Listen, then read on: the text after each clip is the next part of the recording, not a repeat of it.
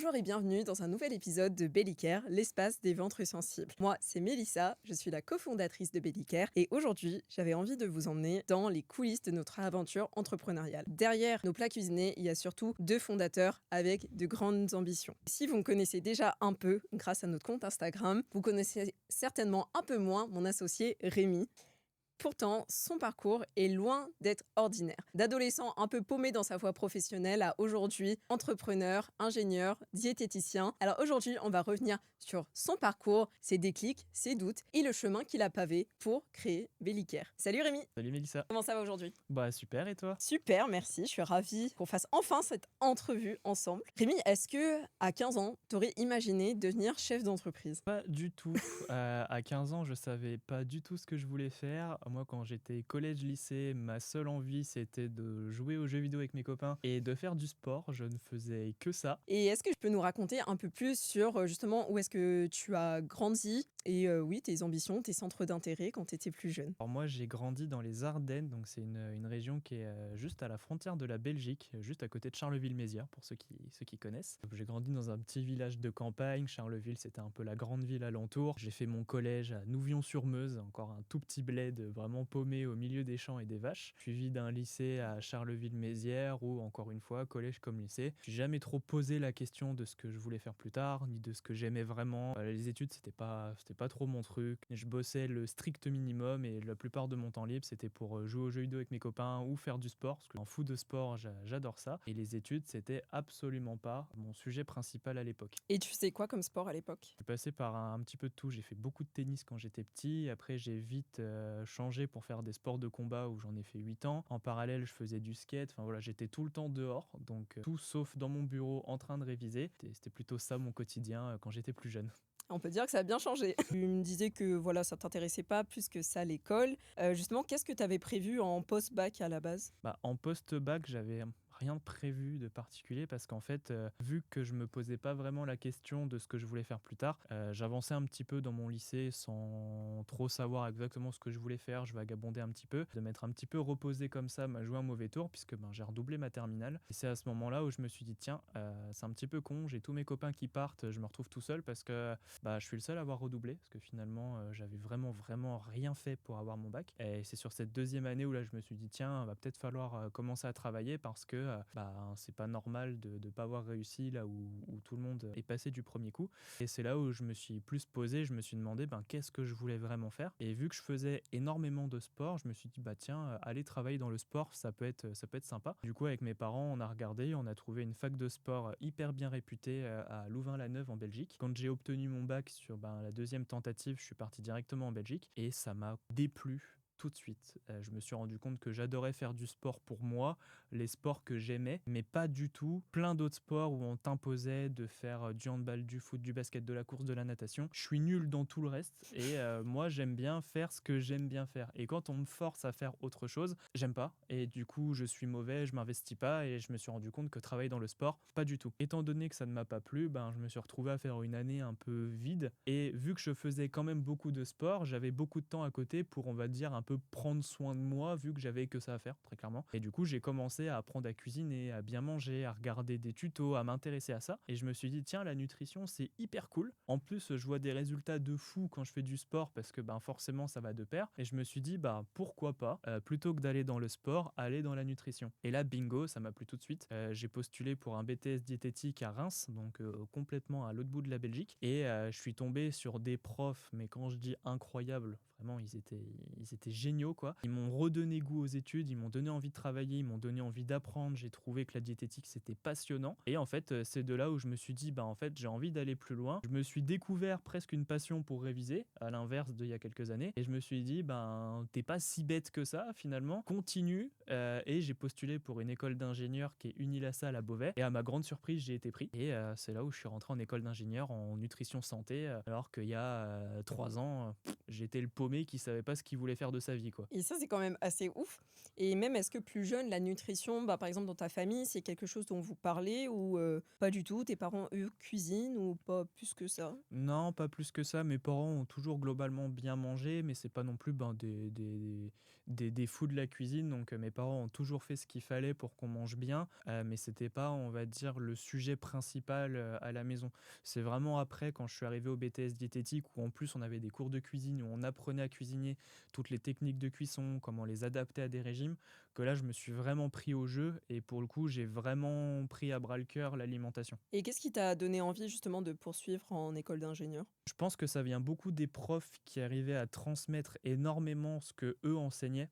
J'avais une prof qui était docteur en pharmacie qui adorait ce qu'elle faisait et j'ai trouvé ça trop cool d'aller dans le pourquoi du comment, pourquoi telle pathologie provoque ça, comment avec l'alimentation ça aide la personne, comment tout s'agence en fait, de comprendre vraiment le pourquoi du comment et de me dire j'ai la possibilité d'approfondir tout ça. En étant en école d'ingénieur, je vais aller plus loin sur le scientifique, je vais aller plus loin sur le concret, je vais aller plus loin sur les produits, ça va m'ouvrir plus de portes parce que j'adore la diététique, mais je ne me voyais pas rester entre guillemets diététicien, dans le sens où je voulais aller loin, voir plus large, voir plus de choses. C'est vraiment le côté scientifique en premier qui m'a donné envie d'aller plus loin. T'avais quand même continué le sport pendant ton BTS et en école d'ingé aussi? Ouais, j'ai jamais arrêté. Moi, le sport, c'est ce qui m'aide à, on va dire, tenir dans le temps. C'est-à-dire que c'est mon exutoire du soir, je vais à la salle ou je vais mettre les gants et puis ça me défoule et ça me permet de me mettre dans ma bulle, d'avoir mon petit moment et de rentrer, d'être fatigué, bien dormir, bien manger. Et puis c'est le cercle vertueux qui fait que on a toujours envie de mieux faire. Et moi, c'est ça qui fait qu'au quotidien,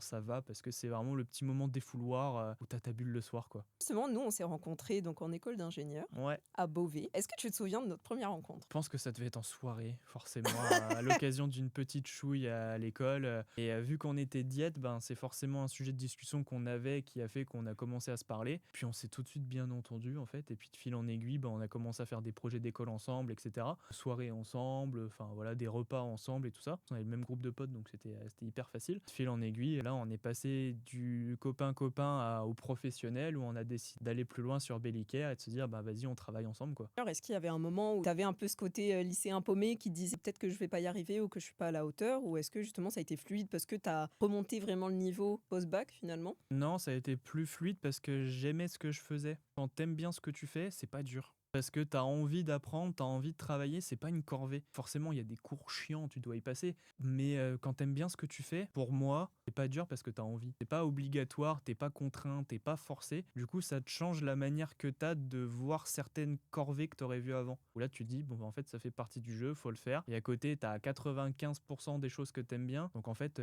ça passe tout seul. Et je pense que ça nous fait une belle transition vers l'entrepreneuriat où il y Ouais. a pas mal de choses difficiles finalement. Et Bellicare, donc c'est né d'un projet d'école. Comment est-ce que cette idée, elle est arrivée pour toi de ton vécu? Ouais, bah à la base, c'est toi du coup qui a apporté le sujet, parce qu'on tu nous as dit voilà, il y a un on va travailler ensemble parce que bah on est diète, donc c'est cool, bah, vas-y go, on y va, hein. Et t'as dit bah en fait, j'ai déjà un truc en tête parce que bah moi j'ai l'intestin irritable et t'avais déjà un truc en tête de faire ben, des repas adaptés pour les personnes qui ont ces problématiques. Et moi, à l'époque, je connaissais pas plus que ça. Parce que même si je suis diète, on n'en parlait pas de fou, quoi. Et je t'ai dit, bon, en vrai, c'est cool, vas-y, on fait ça. À la base, pour moi, c'était un projet d'école qui me semblait sympa. J'ai pas trop réfléchi. J'ai dit, vas-y, on y va, ça peut être cool. Donc, on a commencé à taffer sur le sujet. Et plus on avançait, et plus je trouvais ça sympa. Et les profs, quand on a présenté ça, on dit, bah, réfléchissez, parce qu'il y a peut-être un truc à faire. Vraiment, vraiment c'est chouette.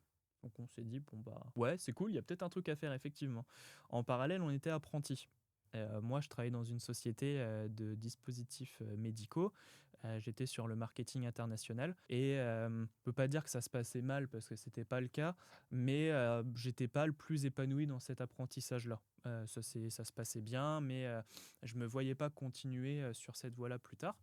Et à côté, en parallèle, on a commencé à porter Bellicare dans le cadre académique, mais au niveau étudiant-entrepreneur. Donc on a fait des concours, on a commencé à montrer le projet. Et il y avait un réel engouement qui commençait à se créer autour de ça. Donc il y avait le contraste de professionnellement parlant, parlant, c'est pas vraiment ce que je veux faire. Versus Bellicare qui commence à me plaire de plus en plus, il y a de l'engouement. Et je me suis dit, bah en fait, c'est le moment ou jamais. Dès qu'on est diplômé, on prend Bellicare et on le fait à fond, quoi. Est-ce que justement à un moment tu t'es dit: «Ah non, c'est complètement fou» ou «C'est hors de ma portée» ou «Non, je vais pas faire ça tout de suite après parce que je pourrais, sécuriser un CDI, confort dans la boîte où je suis», par exemple? J'ai pas pensé à ça. Je me suis dit, on a un truc en or dans les mains, on le fait maintenant ou on le fera jamais. Du coup, je voulais pas qu'on rate le coche. Je me suis dit, on est jeune, on a l'énergie, on vient d'être diplômé, on est apprenti, on a de la chance, on peut avoir le chômage pendant 2 ans. On va bénéficier et profiter de tout ça pour essayer. Ça marche, tant mieux, ça marche pas, on aura essayé, mais au moins on l'aura tenté à fond et on n'aura pas de regrets. Une vraie attitude de guerrier. Voilà, genre ça, j'en sais rien, mais c'est ce que je me disais sur le moment de faut qu'on teste, parce que ce serait con de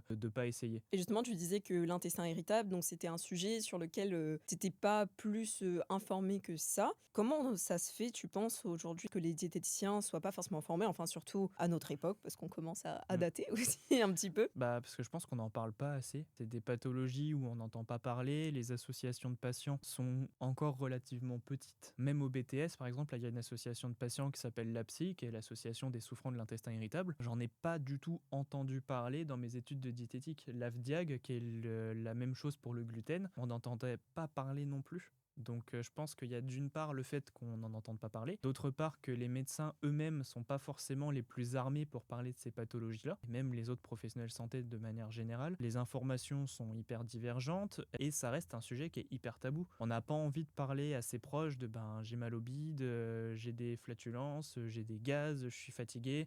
Pourquoi t'es fatigué? Parce que j'ai été constipé toute la nuit et je suis flingué. On n'a pas envie de parler de ça. Encore quand on est un homme, on se dit c'est des sujets peut-être un peu plus libérés pour nous, mais je me mets à la place d'une femme où on n'a pas envie de parler de ça. On couple ça au fait que il y a les règles, il y a de l'endométriose, il y a plein d'autres problèmes autour. Déjà ça se confond, on en parle moins, c'est limite normal. Donc en fait, c'est pas mis sur le devant comme quoi c'est une pathologie réelle. Tu parlais des hommes où la parole, elle est un peu plus libérée, c'est plus simple de dire à ton pote: «Ah ouais, j'ai posé ma pêche», et cetera. Mais il y a quand même des hommes qui sont assez pudiques sur ce sujet. Toi aussi, tu as une histoire un peu personnelle avec les troubles digestifs dans Mm. la famille. Est-ce que tu veux nous en dire un peu plus sur comment aussi ça a pu développer ta sensibilité sur ces Ouais, sujets-là? moi j'ai mon père qui a été diagnostiqué d'une allergie au blé, donc il a un petit peu plus de 50 ans. Et en fait, pendant je dirais, peut-être 3-4 ans, il a été sujet à des symptômes digestifs on va dire. Il faut savoir qu'à côté, il a une sarcoïdose, il a d'autres pathologies plutôt auto-immunes autour, donc ça s'est vraiment tourné autour de la gastro-entérologie, où il a fait toutes les batteries d'examens possibles et imaginables, où tout est toujours revenu nickel. Pour le coup, en plus, il a des bons bilans de santé, enfin, il est en bonne santé générale, il a pas de problème, donc osez, en fait, il y a rien, quoi, il y a rien du tout. Sauf que de temps en temps, des malaises, il vomissait. Ma mère, qui est infirmière, devait l'emmener à l'hôpital pour qu'il soit perfusé, que la douleur a été insupportable. Jusqu'au jour où ma mère m'appelle un matin et me dit ton père a eu un accident de la route, il a fait un malaise au volant de son camion, parce qu'il est chauffeur routier. Et là, on s'est dit merde, il y a peut-être quelque chose de plus profond, donc il va falloir peut-être aller voir d'autres professionnels, dans le sens où niveau gastro-entérologue, il y a rien visiblement. C'est pas la faute des gastro, les examens sont négatifs, il y a rien, donc faut aller voir ailleurs. Et en fait, c'est en allant voir un allergologue où on s'est rendu compte qu'il avait une allergie au blé. L'allergie au blé, elle est un peu vicieuse parce que pendant des années, il peut ne rien avoir. Et à un moment, on arrive à un seuil où le corps est dit non, stop, là je peux plus, où il déclenche des douleurs, des malaises, des vomissements, et ce qui a provoqué justement son malaise vagal au volant et son accident qui aurait pu être dramatique. Aujourd'hui, il a rien eu, malgré le fait qu'il se soit retrouvé sur le côté gauche de la route de gauche. Il a quand même fait un 33 tonnes qui a traversé toute la chaussée, c'est pas rien. Mais en fait, l'alimentation, ça peut être hyper dramatique et on s'en rend pas compte. Et je pense aussi quand on a plus de 50 ans, on a déjà des habitudes alimentaires qui sont quand même bien ancrées et on le voit même avec des patients lambda. Changer ses habitudes, ça peut être compliqué. Comment ça s'est passé justement pour tes parents d'ajuster l'alimentation de ton papa? C'était compliqué parce que ils n'ont pas une alimentation non plus voilà, hyper variée. Il est assez compliqué quand même sur ce qu'il aime bien manger ou pas. Ils cuisinent pas plus que ça. Enfin voilà, ils sont toujours débrouillés comme ça. Et quand on se rend compte que du jour au lendemain, on doit supprimer un certain temps tout ce qui est blé, donc viennoiserie, pain, enfin tous les trucs qu'on adore manger en fait, c'est compliqué parce qu'on a l'impression de se priver de tout plaisir. Très clairement, mon père est chauffeur routier, donc il commence à 3 heures du matin. Pour manger, c'est galère, faut s'organiser, faut voilà. Lui, son petit plaisir dans le camion, c'est grignoter, c'est manger un petit gâteau. Il va s'arrêter sur une aire d'autoroute et prendre un petit croissant. C'est le réconfort. Et du coup, ça, c'est un réconfort qu'on lui a retiré. Et dire, ben, faut que tu fasses gaffe, faut que tu manges du pain au machin, truc muche. C'est pas forcément bon, c'est pas un plaisir. C'est limite plus un calvaire et une contrainte qu'autre chose. Donc déjà, tu retiens le côté plaisir. Plus tu manges plus que tu veux, plus des fois, c'est pas forcément très bon. Franchement, c'est compliqué, quoi. Surtout quand tu arrives à un certain âge et que tu dois modifier tes habitudes alimentaires que tu as eues pendant presque 40 ans. C'est un sacré changement de vie quand même. Ouais, et puis surtout, le métier de chauffeur routier, c'est quand même pénible au bout d'un moment. Surtout quand on arrive plus en fin de carrière, peut commencer à devenir long. Donc en plus, si on enlève tous les petits plaisirs comme ça, c'est pas évident à gérer. Et puis à côté, on rajoute le côté médicament parce qu'on rajoute des corticos pour côté en auto-immun. Sauf que du coup, il y a des effets un peu indésirables. Il a développé des douleurs articulaires, de la fatigue, limite presque plus faim. T'as plus faim et en plus, tu peux moins manger ce que t'aimes. Donc t'as un peu le double impact un peu vicieux. Il y a l'impact, mais aussi le côté médicamenteux derrière. Et en plus, on te dit dans le protocole, t'as une dose plus haute et puis petit à petit, tu la réduis pour trouver que. Mais à chaque fois que tu réduis tes doses, soit t'as des effets indésirables ou autres. Enfin, donc en fait, c'est un peu un cercle vicieux, quoi. Tout. C'est sûr. Et comment justement il s'adapte pour des moments plus conviviaux quand vous faites des repas de famille ou à Noël? Quelles sont un peu les voies de secours? Alors, soit il se prive et ça le fait chier.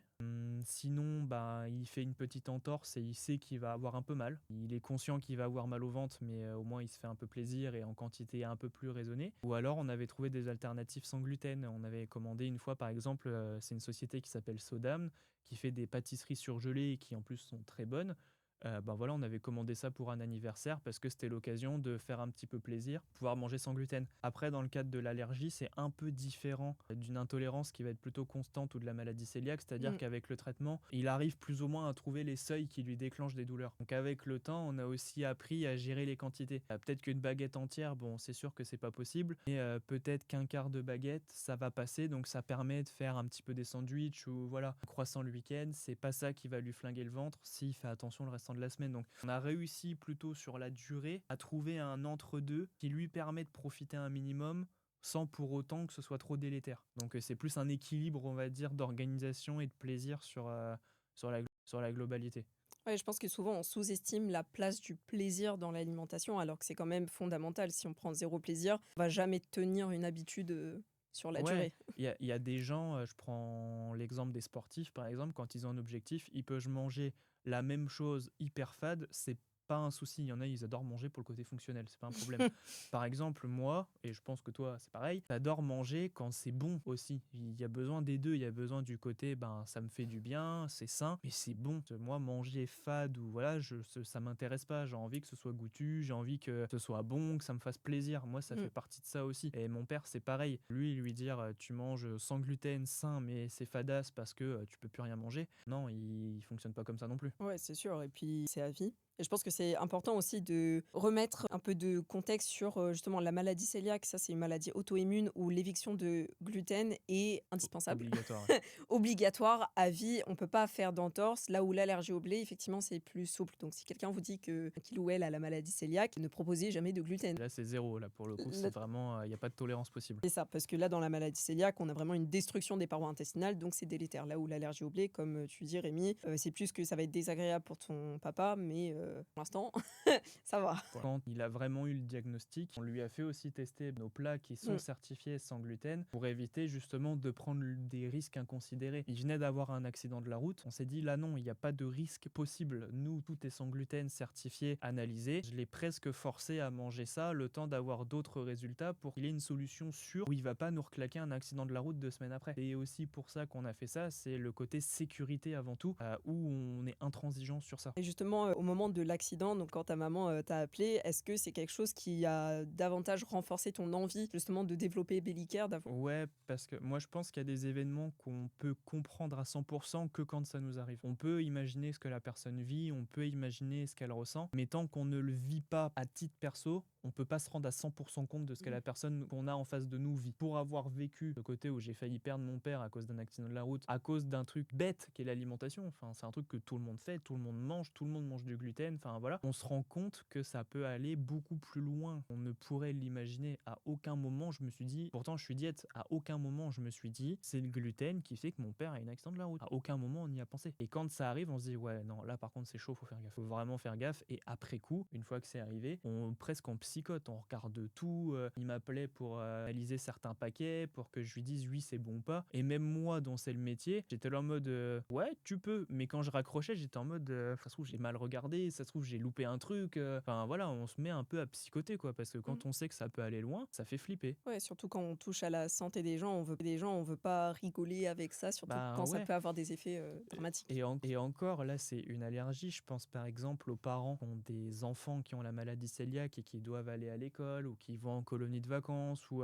même qui doivent préparer tous les jours les repas pour Mmh. leurs enfants. Ça doit être un stress de fou furieux. De devoir tout le temps faire gaffe à 100%, ça doit être hyper stressant. Ouais, surtout qu'un enfant, bah, tu lui proposes des bonbons, il va dire oui. Surtout si pour lui il conscientise pas que c'est aussi important et c'est compliqué. Et les gens qui nous appellent quand ils nous demandent pour nos plats, c'est ce qu'ils nous disent, c'est un stress de fou parce que à tout moment je sais pas ce que mange mon enfant quand il est en colonie, je Mmh. sais pas ce que les profs vont lui donner, je sais pas ce qu'à la cantine ils vont lui servir, ils peuvent pas vérifier et contrôler ce qu'il y a, c'est ça qui est compliqué aussi. Ouais, on peut pas être partout. Ça fait aussi lien, avec la pertinence de ce que propose Bellicare. Ça fait 4 ans qu'on est, à temps plein dans l'entrepreneuriat et qu'on a créé Bellicare. Est-ce qu'il y a des moments où tu t'es dit: «C'est trop compliqué, on va peut-être arrêter»? Non, pas au début, mais c'est compliqué tout le temps, faut pas le cacher. Quand tu montes une boîte et que tu crées tout de A à Z, tout en soi est compliqué parce que tu dois tout faire. En Mmh. plus, nous, on est que deux, on a globalement le même parcours. Faire un produit, on sait faire, mais après, on a dû aller dans notre propre cuisine pour cuisiner tout nous-mêmes, faire le commercial, appeler les clients, créer une chaîne logistique de A à Z, s'assurer que nos produits soient bien sans gluten. Donc, en plus, sur des choses qui sont très peu démocratisées, on doit en plus tout chercher, tout tester, tout faire. C'est vraiment, on est entre nous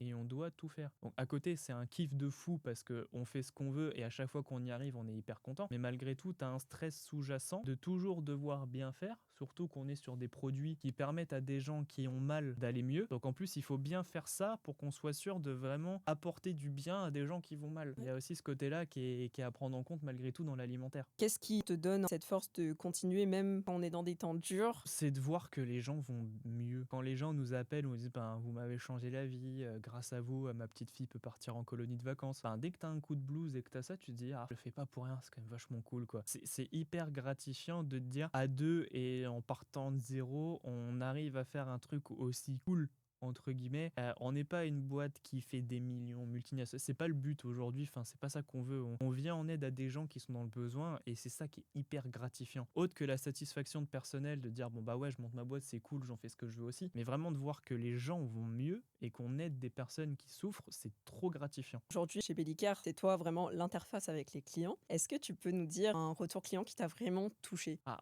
il y en a plein. J'ai eu une dame au téléphone une fois qui m'a dit mais vos plats ils sont trop bons. Et j'étais bah c'est cool, merci beaucoup pour le retour, c'est super. Elle dit non mais vraiment ça fait des années que je mangeais plus et là je retrouve un truc que je peux manger sans avoir mal au ventre et en plus c'est bon. J'étais bah c'est le but, merci beaucoup, ça fait plaisir. Et ce qui me touche aussi c'est quand j'ai des mamans qui m'appellent pour leurs jeunes enfants. Parce qu'on a beaucoup d'adultes, c'est vrai, on a 90% de nos clients, c'est sûr que c'est des adultes, mais quand ça touche les enfants, je trouve ça encore plus poignant parce que quand elle dit ben merci grâce à vous ma fille peut partir au ski, je dis bah on dirait pas que à cause de l'alimentaire la petite fille peut pas partir en vacances quoi. Mmh. Donc ça veut dire qu'on lui permet de bien manger et en plus d'aller en classe de neige.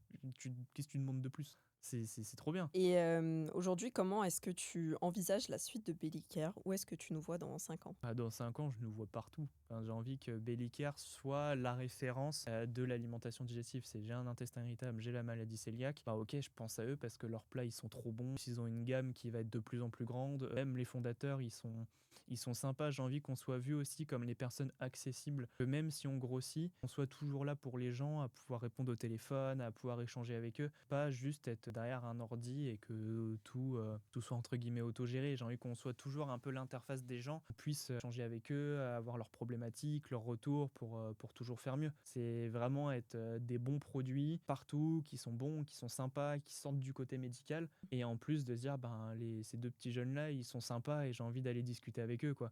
Si le médical, c'est déjà bien assez triste comme ça, j'ai envie qu'on sorte un peu de cette image terne, quoi. Si tu pouvais revenir voir le Rémi d'il y a 15 ans, qu'est-ce que tu lui dirais? Change pas grand-chose parce que si tu changerais quelque chose, bah, en fait, tu serais peut-être pas là. J'ai fait ce que je voulais quand j'étais au collège, lycée, voilà, j'ai trouvé ma voie après et puis, chemin faisant, ben, j'ai trouvé de plus en plus ce que je voulais faire. Donc, bon, si toi aussi tu es un peu paumé sur ce que tu veux faire, ben, trouve ce qui te plaît et puis c'est sûrement ça qui va t'amener, dans ton côté professionnel et où tu t'amuseras. C'est pas parce que tout de suite tu sais pas ce que tu veux que c'est foutu. À un moment, faut trouver, c'est sûr, mais, tourne-toi vers ce que tu aimes bien faire et puis, sûrement ça aidera, je pense. C'est une très belle conclusion. Voilà. Merci Rémi pour cet échange hyper riche. Et merci à toi d'avoir écouté l'épisode jusqu'au bout. Si ça t'a plu, n'hésite pas à nous laisser 5 étoiles sur ta plateforme d'écoute et de le partager @bellicare.fr. Au plaisir d'avoir de tes nouvelles. À bientôt pour le prochain épisode de Bellicare, l'espace des ventres sensibles.